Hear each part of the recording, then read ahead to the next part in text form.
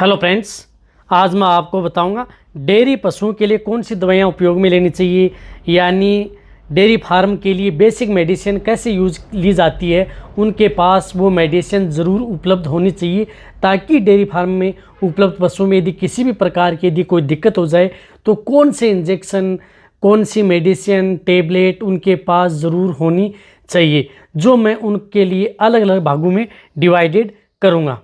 जो आपको मेरी टेबल के ऊपर दिख रही हैं वह मेडिसिन आप अपने जो डेयरी फार्म है उनके लिए रखी गई हैं, और यदि इस तरह की यदि मेडिसिन वो अपने डेयरी फार्म में अंदर रखेंगे तो किसी भी तरह की यदि में इमरजेंसी में हो या किसी भी प्रकार की हो तो यदि आप उन पशुओं का इलाज कर सकते हैं, करवा सकते हैं। तो देखो, डेयरी फार्म के लिए जो मेडिसिन है वो मैंने अलग अलग भागों में डिवाइडेड की है, जिस प्रकार से एंटीबायोटिक, एनाल्जेसिक, इस तरह से मैं आपको बताऊंगा। सबसे पहले तो मैं आपको बताऊंगा कि जो एंटीबायोटिक इंजेक्शन, यानी आप अपने डेयरी फार्म में कौन से ऐसे एंटीबायोटिक इंजेक्शन रखने चाहिए। तो एंटीबायोटिक इंजेक्शन की कैटेगरी के तौर पर मैं बताता हूँ। एक तो आप एनरोफ्लोक्सासिन जो एंटीबायोटिक आती है, जिस प्रकार से आपको दिख रही है जायडस की एनरोडेक्टिन। वैसे एनरोफ्लोक्सासिन इंजेक्शन पर मेरे चैनल पर एक डिटेल सी वीडियो बनी हुई है, वो भी आप जा कर के देख सकते हैं कि ये एंटीबायोटिक आपके पशु में क्या क्या काम करती है। पूरी डिटेल से बताया गया है कि ये किन किन रोगों में, किन मेडिसिन, किन किन जानवरों में इसको उपयोग में लेना चाहिए। वैसे एनरोडेक आपको रखनी जरूरी है। यदि जैसे बड़े पशु हैं तो उसके अंतर्गत 20 ml इंट्रामस्कुलर ये ब्रॉड स्पेक्ट्रम एंटीबायोटिक होती है जो पशुओं को दी जाती है यदि आपके पशु में किसी भी प्रकार का जो बैक्टीरियल इन्फेक्शन आपके पशु में हो गया है। इसी प्रकार आपके पास ऑक्सीटेट्रासाइक्लिन जो एंटीबायोटिक है वो भी ज़रूर होनी चाहिए। ये एंटीबायोटिक भी पशुओं के लिए ब्रॉड स्पेक्ट्रम एंटीबायोटिक है। यदि आपको डिटेल से यदि जानना है तो ये ऑक्सीटेट्रासाइक्लिन एंटीबायोटिक है, इसके ऊपर मेरे चैनल पर एक डिटेल सी वीडियो बनी हुई है, वो भी आप जा कर के देख सकते हैं। जिस तरह से ये ऑक्सीटेट्रासाइक्लिन से बैक्टीरियल इन्फेक्शन हो गया है, यदि आपके पशु में किसी भी प्रकार का जो फीवर है, अदर कोई डिजीज़ हो गई हैं किसी प्रकार की, तो लेनी है। वैसे प्रेग्नेंट पशु में आप इसको ऑक्सीटेट्रासाइक्लिन को उपयोग में नहीं करनी है। उनकी जगह पर आप जो ये स्पेक्ट्रम पेनिसिलिन ग्रुप की जो एंटीबायोटिक आती है DCR स्ट्रेप्टोपेनिसिलिन, ये एंटीबायोटिक उपयोग कर सकते हैं। देखो, इनकी एक एक एंटीबायोटिक पर यदि डिटेल से जाऊंगा तो कम से कम ये वीडियो 2 घंटे से ऊपर बन जाएगी, इसलिए आपको मैं शॉर्ट तरीके से बता रहा हूँ कि ये एंटीबायोटिक अपने जो डेयरी फार्म है वो रखें। यदि आपको डिटेल से जानना है तो इन सभी एंटीबायोटिक जो मैं बता रहा हूँ इंजेक्शनों पर वीडियो बनी हुई है, वहाँ पर आप जाकर के देख सकते हैं ये एंटीबायोटिक पशु में क्या क्या काम करती है। स्ट्रेप्टोपेनिसिलिन जिस प्रकार से 2.5 ग्राम 5 ग्राम ये इंजेक्शन भी होना चाहिए। प्रेग्नेंट पशुओं को भी लगा सकते हैं, नॉन प्रेग्नेंट को भी आप लगा सकते हैं। तो ये इंजेक्शन भी डेयरी फार्म के अंदर उपलब्ध ज़रूर होना चाहिए। इस तरह जो एंटीबायोटिक है, इतनी एंटीबायोटिक आप अपने डेयरी फार्म में ज़रूर रखें। अब मैं बताऊंगा आपको एंटी इन्फ्लामेटरी ड्रग्स, यानी एंटी इन्फ्लामेटरी ड्रग्स के अंतर्गत क्या है कि यदि आपके पशु में किसी भी प्रकार की दर्द है, सूजन है के कारण आपका पशु में इन्फेक्शन हो जाता है, जिस प्रकार से बैक्टीरियल है, वायरल है या प्रोटोजोआ जनित इन्फेक्शन हो जाए, दर्द सूजन है आपके पशु में, तो इसके लिए आपको जिस प्रकार से इंजेक्शन है मिलोनेक्स, जिसके अंदर साल्ट आता है मिलोक्सिकेम, ये इंजेक्शन भी आपके पास ज़रूर रहना चाहिए। बड़े पशु में जिस प्रकार से 20 ml इंट्रामस्कुलर या इंट्राविनस, छोटे पशु में 5 से 10 ml के अंदर उपयोग में लिया जाता है दर्द सूजन में। और इसी प्रकार बुखार यदि आपके पशु में हो जाती है तो इनके लिए तौर पर आप मिलोनेक्स प्लस भी आपके पशु में पास रहना चाहिए। यदि आपके पशु में का टेम्परेचर 101.5 डिग्री फ़ारेनहाइट से 103 डिग्री फ़ारेनहाइट तक पहुंच गया है, यानी टेम्परेचर बढ़ गया है, तो उसको कंट्रोल करने के लिए जिस प्रकार से मिलोक्सिकेम एंड पैरासीटामोल साल्ट की जो इंजेक्शन आते हैं, जिस प्रकार से मिलोनेक्स प्लस है, इस प्रकार के इंजेक्शन भी आपके डेयरी फार्म में ज़रूर होने चाहिए। यदि आपका पशु किसी कारणवश कहीं चोट लग गई है या कहीं किसी भी कारणवश यदि आपके पशु में दर्द हो गया है, सूजन हो गया है, बुखार आ गई है, पशु में स्वेलिंग हो गई है, तो आप इन इंजेक्शनों का प्रयोग कर सकते हैं। इसलिए ये इंजेक्शन भी आपके डेयरी फार्म में ज़रूर उपलब्ध होना चाहिए।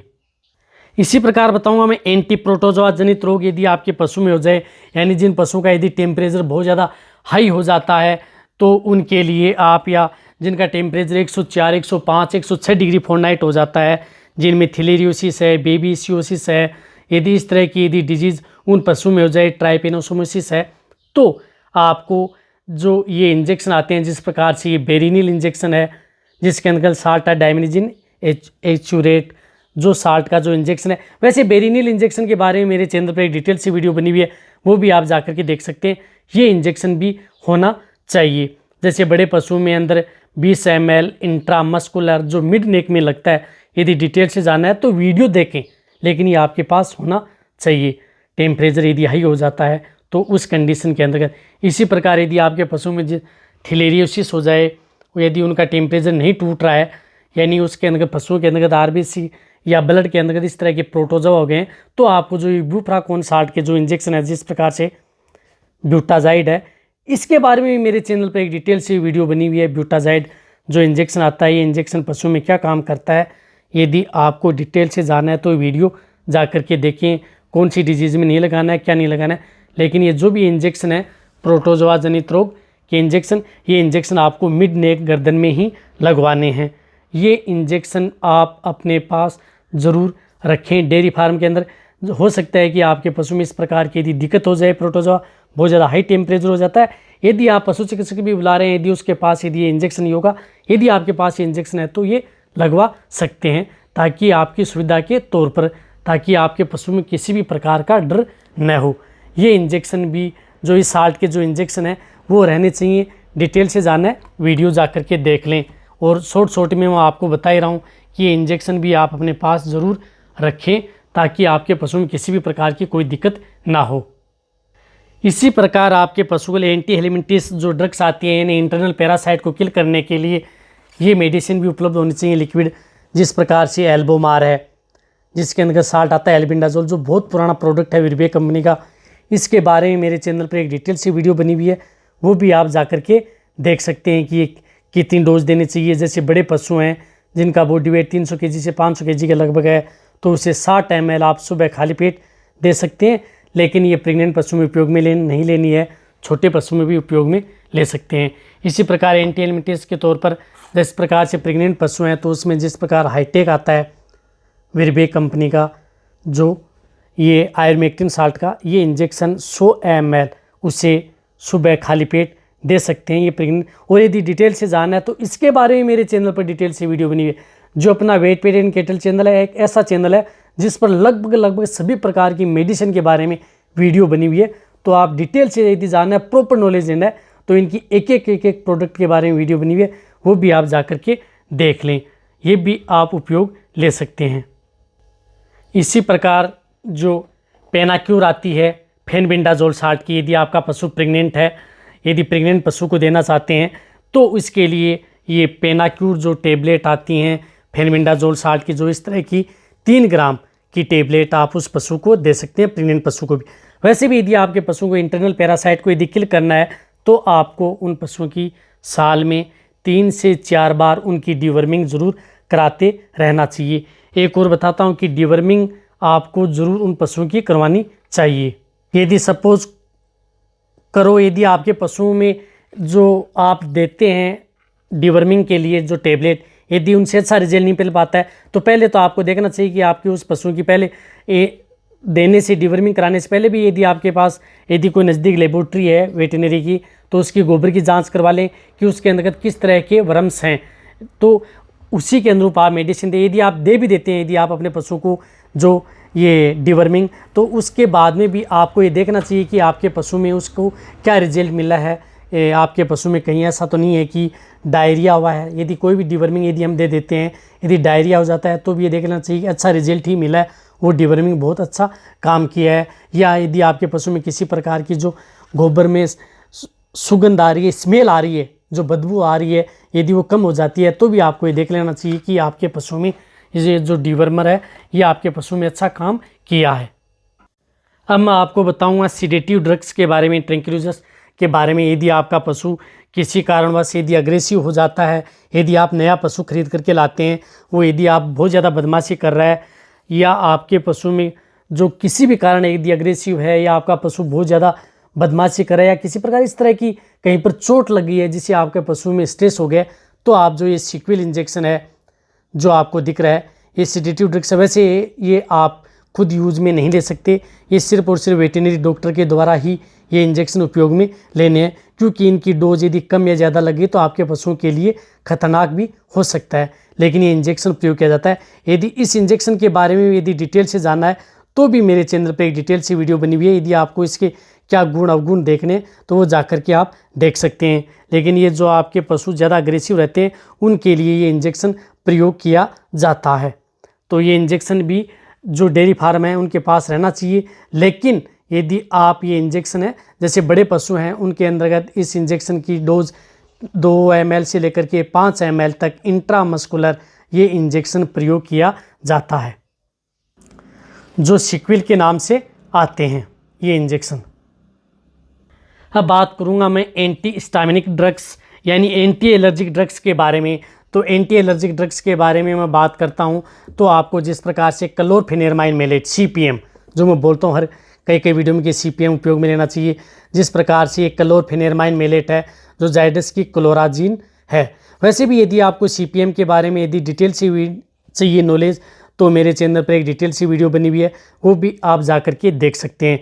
ये इंजेक्शन प्रयोग किया जाता है यदि आपके पशु में किसी भी प्रकार का यदि रिएक्शन हो जाता है, यदि आपके पशु में किसी भी ड्रग की वजह से रिएक्शन हो जाता है या आपके पशु में जो आफरा आ जाता है तो उसके अंदर भी इस प्रयोग को लिया जाता है। वैसे लगभग सभी प्रकार की जो एंटीबायोटिक इंजेक्शन लगाते हैं उनके साथ आप जो ये इंजेक्शन है क्लोराजीन, इस इंजेक्शन का प्रयोग किया जाता है, जिनकी बड़े पशु में डोज होती है 10 ml इंट्रामस्कुलर। वो भी सिचुएशन देखी जाती है कि आपके पशु में किसी प्रकार का जो जानवर काट लिया है, जहरीला काट लिया है, तो उसके अंदर इसकी डोज हाई हो जाती है। यदि आपको इस तरह की वीडियो देखनी है, जानवर काट ले, यदि आपके पशु में किसी प्रकार का रिएक्शन हो जाए तो मेरे चैनल पर वीडियो बनी हुई है, वो भी आप जा कर के देख लें। अब आप कहेंगे कि सर आप बार बार क्या वीडियो बनी हुई देख रहे हैं, इसलिए कह रहा हूँ कि मैं ताकि आपको ये नहीं लगे कि इसके बारे में हमें डिटेल से नहीं बताया, इंजेक्शन का नाम ही बताया। डिटेल से इसलिए बता रहा हूँ, जानना है तो जा कर के देखें ताकि आपको पूरा प्रॉपर नॉलेज हो जाएगा कि ये मेडिसिन आपके पशु में क्या क्या काम करती हैं। तो ये भी अपने डेयरी फार्म के अंदर ज़रूर होनी चाहिए। जिस प्रकार से इसी में आती है जिस प्रकार से एविल इंजेक्शन है फिनेरमाइन मेलेट, ये भी यही काम करता है। इसी तरह ये CPM काम करता है, इसी तरह ये काम करता है। इनमें से कोई सा भी ये इंजेक्शन है ये अपने पास ज़रूर होने चाहिए। अब बात करूँगा मैं कोर्टिकोस्टेरॉइड इंजेक्शन के बारे में, कोर्टिकोस्टेरॉइड ड्रग्स के बारे में, जिसे हम लाइफ सेविंग ड्रग्स भी कहते हैं, का उपयोग। जिस प्रकार से इंजेक्शन है आइसोफ्लूड, जिसके अंदर साल्ट है आइसोफ्लूपेरिडोन एसीटेट। यदि आपको इसके बारे में डिटेल से जानना है तो आइसोफ्लूड के बारे में मेरे चैनल पर डिटेल से वीडियो बनी हुई है। ये आइसोफ्लूड वैसे लाइफ सेविंग ड्रग्स के अंतर्गत बीटामेथासोन, डेक्सामेथासोन आती हैं, प्रेनिसोलोन है, आइसोफ्लूपेरिडोन है, कोर्टिसोन है, ये सभी क्या है कि लाइफ सेविंग ड्रग्स हैं और इनके बारे में भी डिटेल से वीडियो बनी हुई है, जाकर के देखना है। ये इंजेक्शन तब लगाए जाते हैं जब यदि आपके पशु में बहुत ही ज़्यादा इमरजेंसी है, यदि आपके पशुओं का तापमान, कई बार ऐसा लगता है कि आपके पशुओं का तापमान बहुत कम हो गया है, उस कंडीशन में उसको लेवल करने के लिए, यदि आप अपने पशुओं को बचाने के लिए जैसे 96 से 97 डिग्री फ़ारेनहाइट यदि पशुओं का हो जाता है तो उस स्थिति में उसका टेम्परेचर को लेवल करने के लिए भी जो ये इंजेक्शन है, ये इंजेक्शन जिस प्रकार से आइसोफ्लूड है ये प्रयोग किया जाता है। तो ये भी डेयरी फार्म के अंदर उपलब्ध ज़रूर होना चाहिए, जिनमें बड़े पशुओं की डोज होती है 10 ml इंट्रामस्कुलर, जो कि ये इसलिए इंजेक्शन लिया गया है कि ताकि ये प्रेग्नेंट पशुओं को भी लगा सकते हैं, नॉन प्रेग्नेंट को भी आप लगा सकते हैं। एक और बताना चाहता हूँ कि लाइफ सेविंग ड्रग्स जितनी भी आती हैं वो तभी लगाएं जब यदि उन पशुओं को सख्त ज़रूरत होती है, यानी बहुत ज़्यादा यदि क्रिटिकल स्टेज है, यदि आपको है कि उस स्थिति में उस पशुओं को लगाना ही है तो ये इंजेक्शन है, ये इंजेक्शन लगाए जाते हैं। और जो डिटेल यदि आपको बहुत ही प्रॉपर नॉलेज लेना है तो हर पर वीडियो बनी हुई है, जा कर के देख सकते हैं, ये जो लाइफ सेविंग ड्रग्स आती है। इसी प्रकार मैं आपको बताऊंगा हार्मोन्स के बारे में, हार्मोन इंजेक्शन के बारे में, जिस प्रकार से एस्ट्रोजन है, प्रोजेस्टेरोन है, ये जो साल्ट की जो इंजेक्शन है, ये इंजेक्शन भी अपने डेयरी फार्म के अंदर ज़रूर रहने चाहिए। जिस प्रकार से जियानरस के लिए आता है गायनारिच इंजेक्शन है, यदि पशुओं के लिए जो ओव्यूलेशन बनाने के लिए गायनारिच बुसेलिन साल्ट का इंजेक्शन, ये भी ज़रूर होना चाहिए ताकि आपके पशु में यदि आपका पशु बार बार रिपीट हो रहा है, ओव्यूलेशन नहीं हो रहा है, डिटेल जाना है वीडियो जा कर के देखें। इसमें उपयोग किया जाता है पशुओं को हीट में लाने के लिए भी, ओव्यूलेशन के लिए, जिस प्रकार से 5 ml इंट्रामस्कुलर लगाया जाता है, इंट्राविनस और सबकट, तीनों रूट से लगाया जाता है।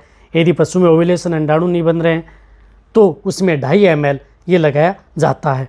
ये भी ज़रूर होना चाहिए। यदि आप पशुओं को हीट में लाने के लिए जिस प्रकार से वेट मेट इंजेक्शन है, क्लोप्रोस्टेनोल साल्ट का इंजेक्शन, ये भी होना चाहिए जिसकी डोज होती है 2 ml इंट्रामस्कुलर। यदि इस इंजेक्शन के बारे में भी डिटेल से जाना है तो वीडियो जा करके देख लें कि वेट मेट क्या काम करता है।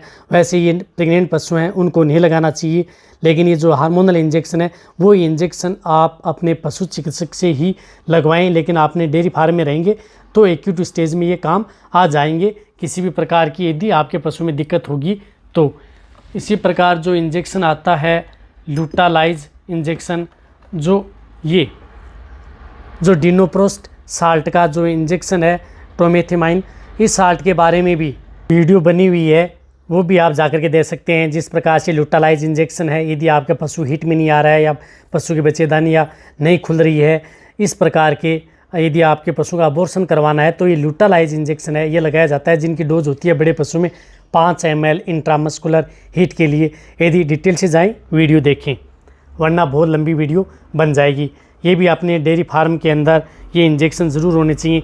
इसी प्रकार आपके पास जो प्रोजेस्टेरोन इंजेक्शन है, जिस प्रकार से ड्यूराप्रोजन आता है, ये इंजेक्शन भी ज़रूर होना चाहिए, क्योंकि कई बार आपके पशु में प्रोलेप्स की शिकायत है या यदि आपका पशु अबॉर्शन न कर दे, हार्मोन का उतार चढ़ाव हो जाता है, तो ये प्रोजेस्टेरोन इंजेक्शन जिस प्रकार से 3 ml इंट्रामस्कुलर लगाया जाता है, तो ये भी अपने डेयरी फार्म के अंदर ज़रूर रहना चाहिए।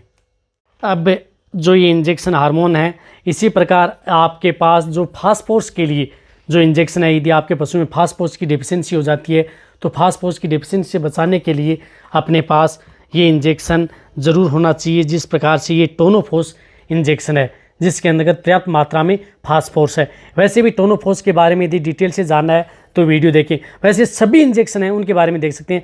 टोनोफोस जिस प्रकार से बड़े पशु में 15 से 20 ml इंट्रामस्कुलर या इंट्राविनस या आप IV फ्लूइड के साथ जैसे लगवाते हैं, यदि आपके पशु में या कई ऐसे एरिया होते हैं, क्षेत्र होते हैं जहाँ पर पशु में फास्फोरस नहीं मिल पाता है तो उनमें, लेकिन ये इंजेक्शन ऐसा नहीं है कि आपने एक दिन दे दिया तो रिजल्ट मिल जाता है। हालांकि IV फ्लूइड के साथ यदि आप लगाते हैं, इंट्राविनस यदि लगवाते हैं, तो आपको बहुत जल्दी रिजल्ट उन पशु में देखने को मिलता है जिन पशु में फास्फोरस की डिफिशियंसी होती है। जैसे पशु आपका बैठ गया, पेशाब के साथ खून आ गया, या आपका पशु खाना पीना कम कर दिया, तो या डिटेल से जाना है वीडियो देख करके। ये इंजेक्शन 10 से 15 ml कंटिन्यूटी 5 से 7 दिन भी उस पशु को लगाया जा सकता है, 10 दिन भी लगाया जा सकता है, क्योंकि ये इंजेक्शन है जो आपके पशु के फास्फोरस को लेवल को बनाए रखता है। इसलिए ये इंजेक्शन भी अपने डेयरी फार्म में उपलब्ध ज़रूर होना चाहिए ताकि आपको किसी प्रकार की दिक्कत न हो। इसी प्रकार अपने पास विटामिन्स जो इंजेक्शन आते हैं, विटामिन्स के तौर पर जिस प्रकार ये ट्राइबीवेट इंजेक्शन है, vitamin B1, B6 and B12 है, यानी आपके पशु में विटामिन B1 की डिफिशियंसी हो जाए, कई बार विटामिन B12 की डिफिशियंसी हो जाए, तो ये ट्राइबीवेट इंजेक्शन है, ये अपने पास ज़रूर रहना चाहिए। जिस प्रकार से सिंपल इंडाइजेशन, एनोरेक्सिया, पैरालिसिस में उपयोग में लिया जाता है। बड़े पशु में 20 ml इंट्रावेनस, 15 से 20 ml। डिटेल से जानना है ट्राइबीवेट के बारे में वीडियो बनी हुई है, वो भी आप जा कर के देख सकते हैं।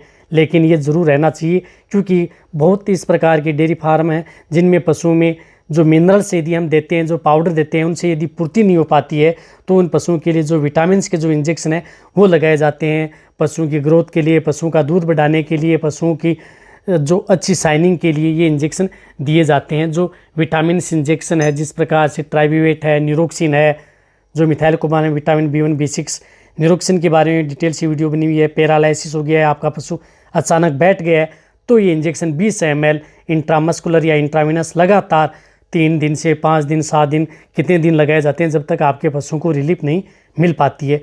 तो ये इंजेक्शन भी डेयरी फार्म के अंदर ज़रूर रहने चाहिए।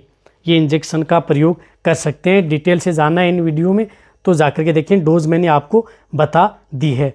इसी प्रकार यदि आपको एंटीसेप्टिक जो ड्रग्स है, एंटी मैगोट है, यदि आपके पशु में किसी प्रकार का घाव हो गया है, कीड़े पड़ गए हैं, तो इनके लिए जो स्प्रे आते हैं, जिस प्रकार से लोरेक्सन स्प्रे है विरबे कंपनी का, या ये भी अपने पास रख सकते हैं।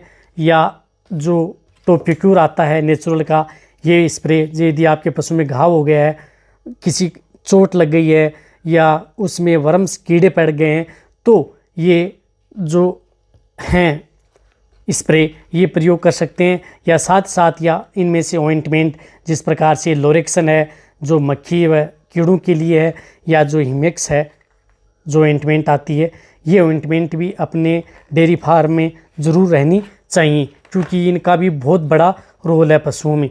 ताकि आपके पशु में किसी कहीं पर लग गई है, चोट लग गई है कारणवश, तो आपको उन पशुओं को बचा सकें। जिस प्रकार से पोविडिन आयोडीन है वो भी इनमें एंटीसेप्टिक में आती है, वो भी अपने पास ज़रूर रहनी चाहिए।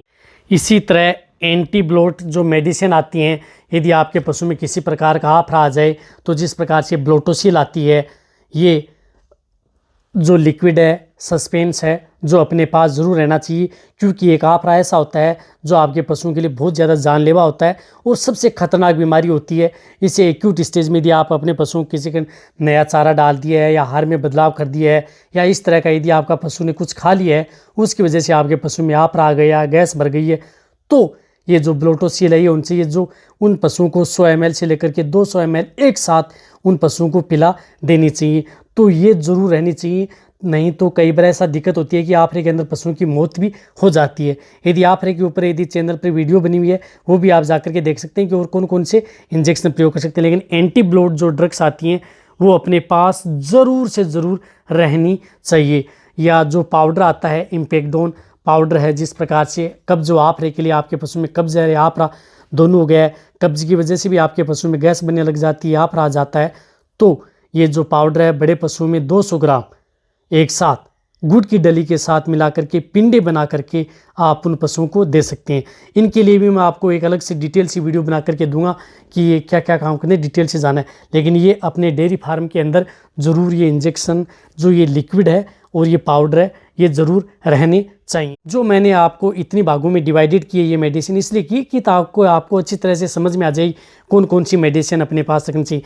ये ज़रूरी नहीं कि जो मैं मेडिसिन ये बता रहा हूँ 1 नंबर 2 नंबर 4 नंबर 5 नंबर, ये तो आपकी सुविधा के लिए बताया गया किसी भी है, लेकिन तरीके से मैंने बताई ये मेडिसिन अपने पास ज़रूर रहनी चाहिए। इसी प्रकार आपको एंटीसाइड्स जो मेडिसिन है जो एक्सटर्नल पैरासाइट के लिए जो भारी परजीवी हैं जैसे जू है, चिचड़ है, किलनी है, मक्खी हैं, उनको भगाने के लिए जिस प्रकार से आती है ब्यूटोक्स आती है डेल्टामेथ्रिन साल्ट की, ये MSD की, ये लिक्विड भी अपने पास रहना चाहिए। आपके पशु में जिस प्रकार से जू चिंचड़ लग गई हैं तो 1 ml जो पानी लिया जाता है उसके अंदर नहीं 1 लीटर पानी के अंदर 2 ml जो ब्यूटोक्स है लिक्विड वो मिला करके उस पशुओं पर लगा देनी चाहिए। वैसे एक और बताना चाहता हूँ कि जो जो आता है डेल्टामेथ्रिन है, जो अदर साल्ट है, परमेथ्रिन है, इनके बारे में मेरे चैनल पे वीडियो बनी हुई है। ये सभी के सभी क्या है कि पॉइजन ही है, एक तरह का जहर ही है। तो इनको जब भी यदि आप उन पशुओं पर लगाते हैं तो ठंड में ही लगाएं, सूर्य की प्रकाश की किरणों में इनका प्रयोग न करें, यानी सुबह लगा सकते हैं या शाम को। लगाने के बाद में इनको लगाने के बाद में ये ध्यान रखें कि आपका पशु चाट न ले या पानी के अंदर यदि पड़ जाता है, फिर भी कई पशु इनको पी जाते हैं तो इनसे बचाएं।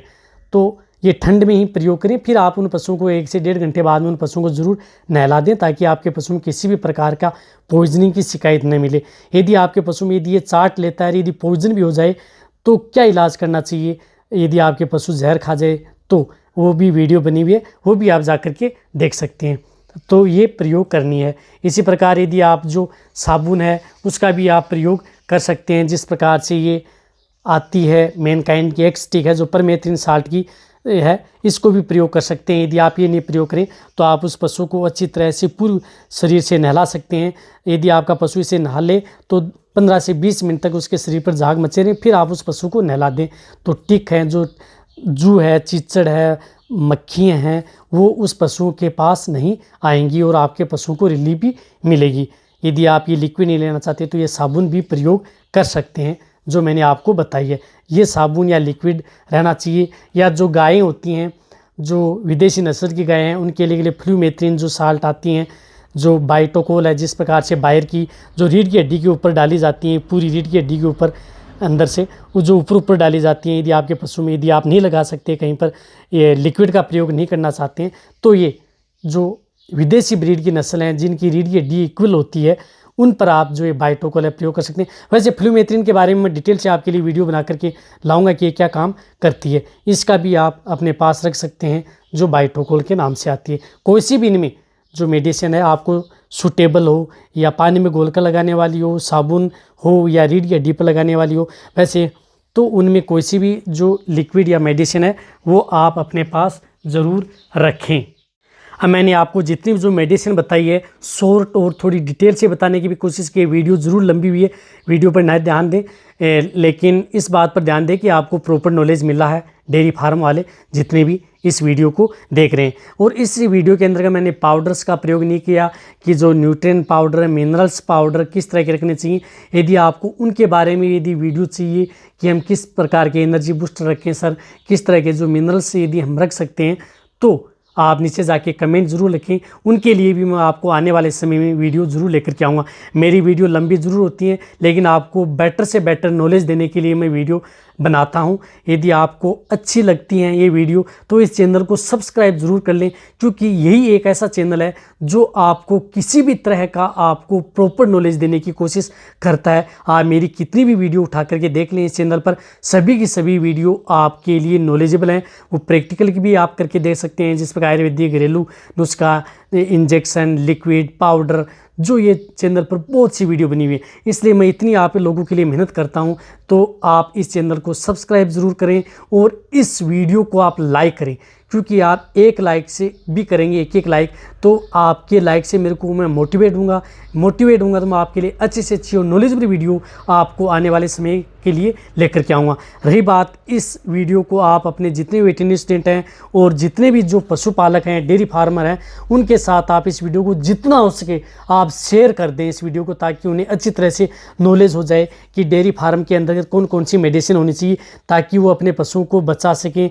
बहुत से डेयरी फार्म ऐसे हैं जिनको बहुत ज़्यादा नुकसान होता है नॉलेज नहीं होने की वजह से। तो एक्यूट स्टेज में यदि वो इस प्रकार की यदि मेडिसिन रखेंगे तो वो अपने पशुओं को बचा सकते हैं किसी भी प्रकार की मेडिसिन से। यदि वो मेडिसिन भी अपने पास रखते हैं तो यदि वो पशु चिकित्सक को भी यदि बुलाते हैं तो यदि उनके पास भी यदि कोई मेडिसिन नहीं होती है तो वो अपने आप उन्हें दे सकते हैं, ताकि उन पशुओं की जान बच सकती है किसी भी प्रकार की एक्यूट स्टेज में। तो आप इस वीडियो को जितना हो सके शेयर ज़रूर करना है, जो मैं आपको बार बार रिपीट कर रहा हूँ। इसी तरह से आप मेरी वीडियो देखते रहें, इसी तरह से आप मेरे को प्यार देते रहें। थैंक्स, धन्यवाद।